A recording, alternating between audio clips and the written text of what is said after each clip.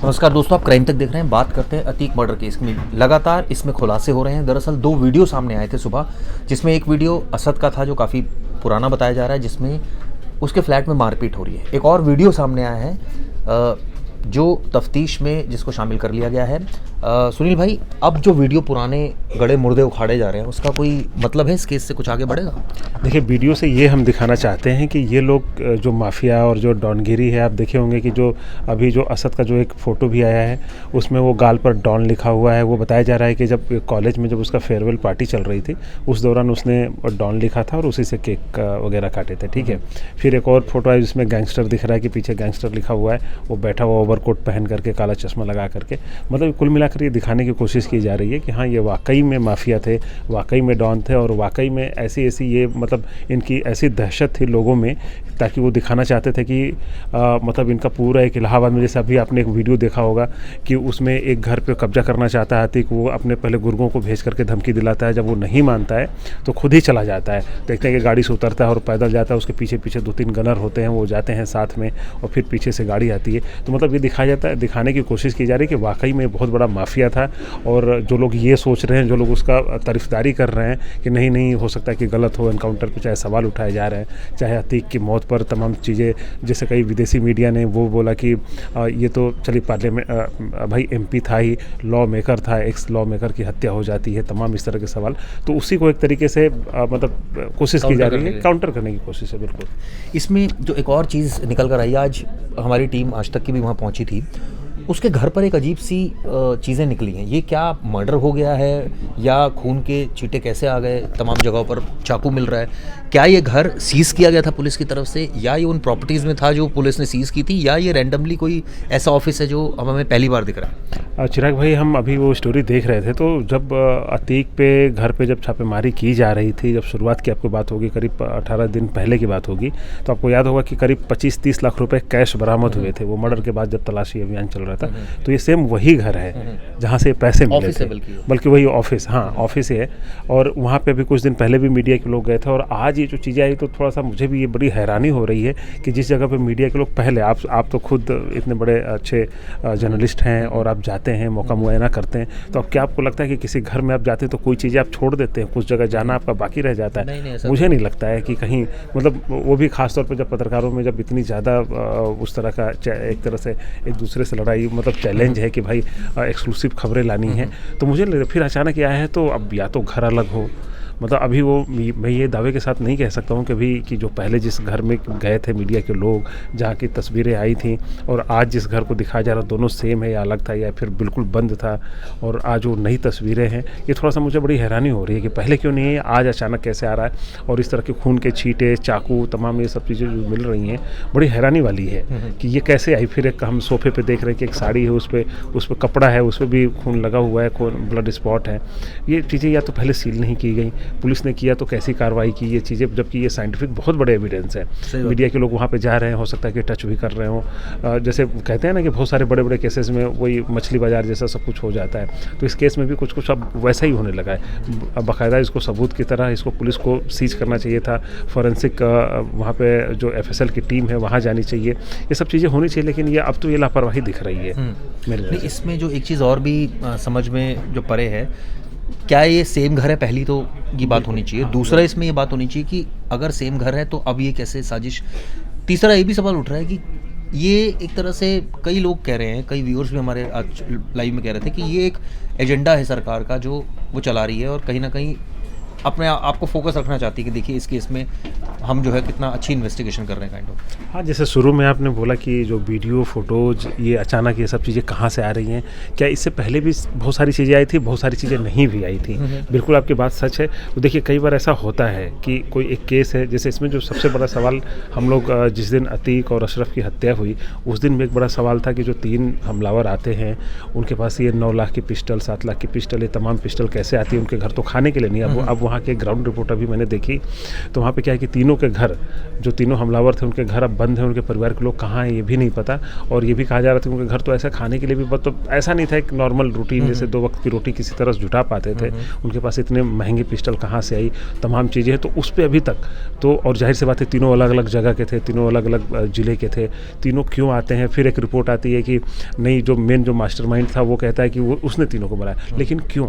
सवाल यही है कि भाई अगर हर किसी का एक मकसद होता है, इतना 9 लाख रुपया खर्च करके अगर हम किसी को मारने जा रहे हैं तो ऐसा तो नहीं होगा।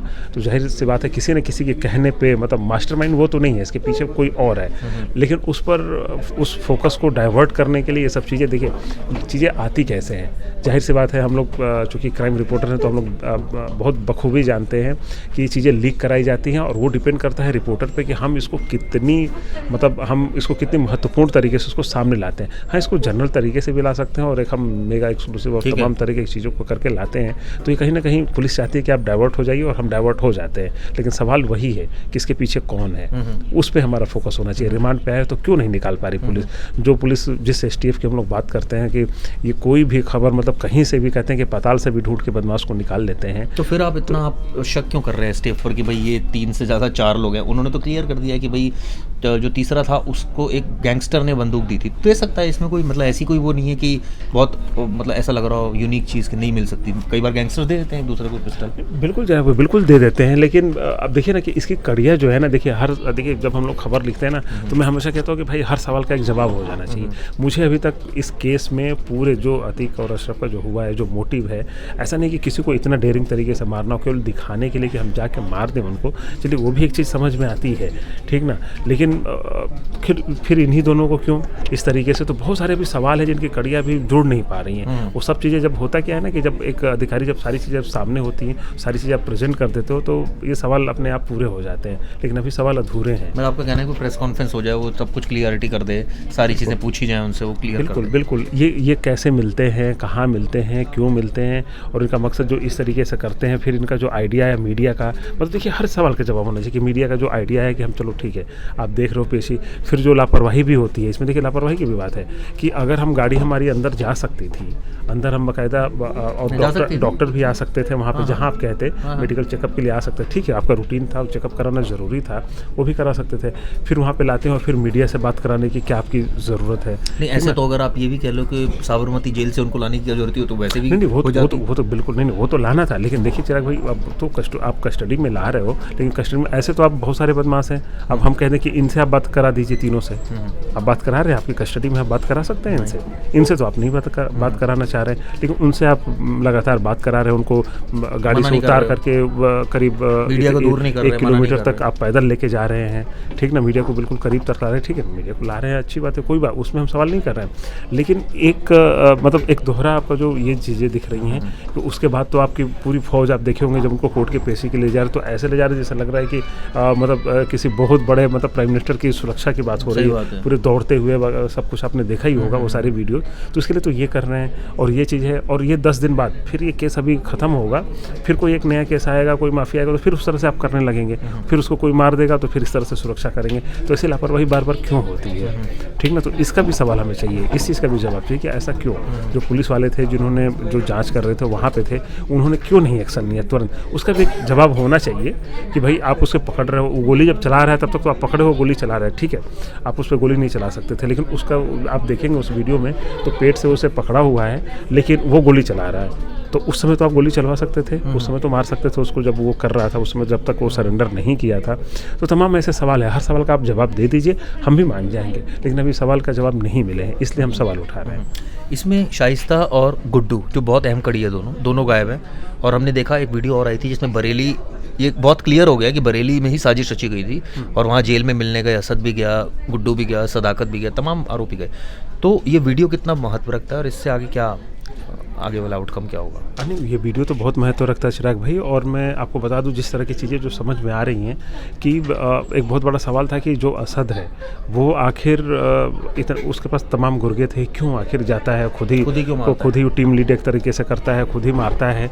तो अब जो आज जो तस्वीर आई है उसका हम वो एक जब निकालते हैं, उसका निष्कर्ष निकालते हैं, तो खुद डॉन बनना चाहता था, ठीक ना। तो अब उसको क्या था कि अब बाप जेल में, ठीक है, चाचा जेल में, सब लोग जेल में, जो बड़े भाई हैं वो जेल जेल में हैं, ठीक ना। तो अब या तो माँ देख रही है या तो बेटा देख रहा है। अब वो खुद अभी उसके जो ऑडियो आए थे कि जो एक बिल्डर जो कथित रूप से उसका पहला गुरगई था, उसी के चलो 5 करोड़ 10 करोड़ जितने भी रुपए थे लेन देन जो भी उनका हिसाब आपस में रहा हो, तो मांगता है लेकिन वो देता नहीं है। वो बड़े प्यार से बोलता है कि अब वो हमें चाहिए, ज़रूरत है, हमें चुनाव लड़ना है, तमाम चीज़ें हैं, लेकिन नहीं दे रहा। तो उसे लगता था कि यार मेरी धमक ही कम हो गई है। फिर आपने अतीक का वो मैसेज भी देखा होगा जो चैट वाली बात थी कि अभी ये ना समझो कि हम जेल में हैं तो अब हमारा खौफ ख़त्म हो मतलब गया है। बेसिकली उनको अपना एक दबदबा बना के रखना था और उसके अकॉर्डिंग काम करना था। बिल्कुल। तो अब ये असद को ये दिखाना था उसे, ये ज़रूर ये बात उसके दिमाग में रही होगी कि हम मार देंगे तो ज़्यादा से ज़्यादा क्या होगा, गिरफ्तारी होगी, एनकाउंटर तो नहीं होगा, क्योंकि हम इतने बड़े माफिया के बेटे हैं और किसी इतने बड़े माफिया का अभी तक तो मतलब अगर लिस्ट निकाले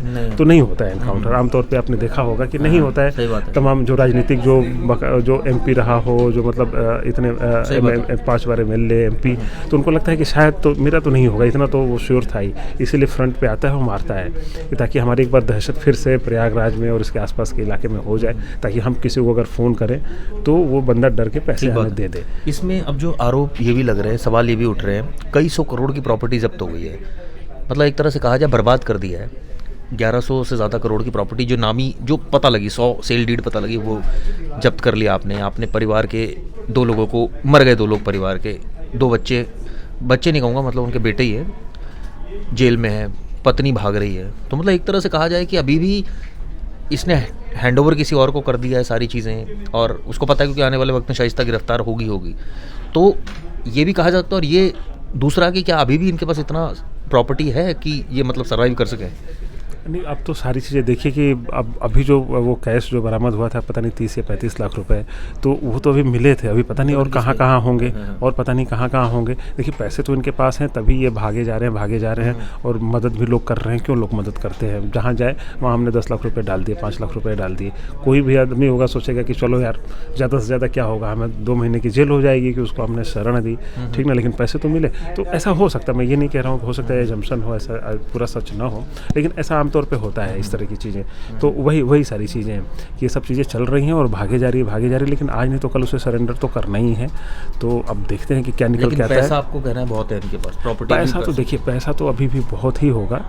देखिए इनका जो काला साम्राज्य जो इतने साल से चल रहा है चिराग भाई, जिस तरह की हम चीज़ें देख रहे हैं, आपने इतनी बड़ी बड़ी प्रॉपर्टी पे आपने कब्जा किया हुआ है, जिसकी मर्जी आई, जो उसके घर पे काम करते थे वो किसान, आपने देखा था योगी सरकार कहती थी उन सबको प्रॉपर्टी वापस दिलाई जाएगी जिनकी होगी। बिल्कुल दिलाई जानी चाहिए। देखिए कितनी मेहनत से कोई प्रॉपर्टी बनाता है और एक झटके में आप उसको औड़ी कोड़ी मतलब धमका करके आप उसे ले लेते हो आप ज़मीन को। वही जो एक कुशवाहा एक फैमिली थी जिनके भी खबर आई थी कि उनके घर में वो ट्रैक्टर वगैरह चलाया करते थे, पता चला कि इसकी प्रॉपर्टी तो इस एरिया में है और उसकी कीमत पहले मान लें कि 2-4 लाख रुपए थे, उसकी करोड़ों में हो गई, क्योंकि जैसे जैसे विकास होता है तो चीज़ें कीमत बढ़ जाती है। उस पर उसने कब्जा जमा लिया कि नहीं दोगे तो ज़बरदस्ती अंगूठा लगवा लिया, साइन करवा लिया, जो भी था चीज़ें।